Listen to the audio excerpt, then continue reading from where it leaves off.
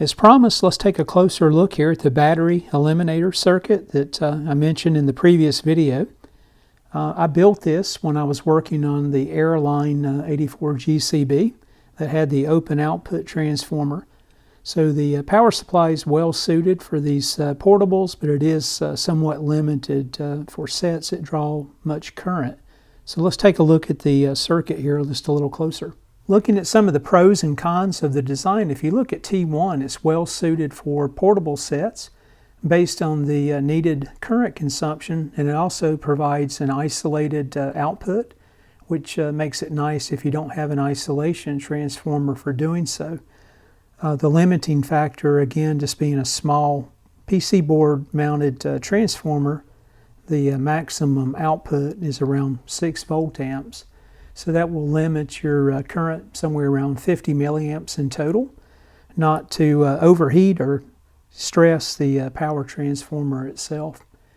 Now if you look at the other component that I've used, it's some of the stuff I had on hand.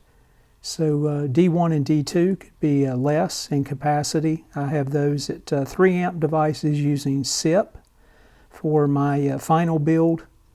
In my prototype, I just used 1 amp diodes placed together to create a bridge rectifier circuit. Looking here at T1, you'll notice the secondary windings. There's 2 5 volt windings. They're in parallel with each other to increase the current capacity. Feeding across the bridge rectifier, of course, with some filtering to C1 back over to U1, which is an adjustable voltage regulator. In this case, I chose a LM338, probably a little overkill, but it's what I had on hand.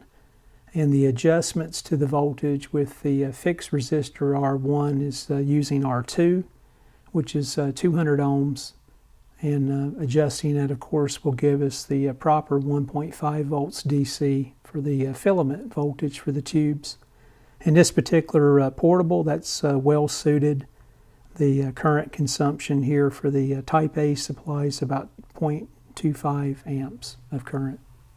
Focusing on the lower half of the supply, looking at the Type B, you'll see again I'm coming off the isolated side of the transformer, going back through the bridge rectifier with some filtering, and you'll see the voltage dropping resistor R3 is variable, is called out. And you'll notice in my prototype I elected to go with a 6800 ohm resistor, and it's 5 watts. That serves me well. Using my Variac, I can get within 1 or 2 volts of 120 volts AC line input and still hit my 67.5 volts on the output side.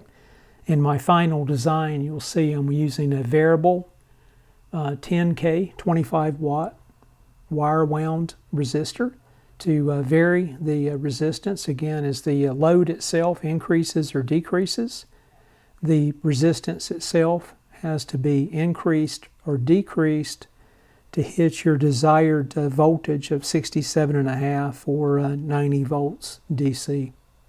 R4 as well, I didn't touch on it. It was added as a bleeder resistor. You can see it's tied into the positive rail there on the B plus side. And I've got that tied into the double pole, double throw switch. And when the double pole, double throw switch is in the off position, we discharge the capacitors or the B plus side through that particular resistor, just to create some safety there to reduce the shock hazard. And looking at the BOM here for reference, again, I had already mentioned some of the components that I chose are overrated for this particular build because I had them on hand, so feel free to tweak as needed for your particular preference. In addition, the documents, the schematic BOM, and the information on the transformer that I used will be in a shareable link and be available for download. So just check out the video description of the video for that particular link. Now let's take one quick look here at some of the measured results with the radio itself playing, and you can see how well the power supply performs.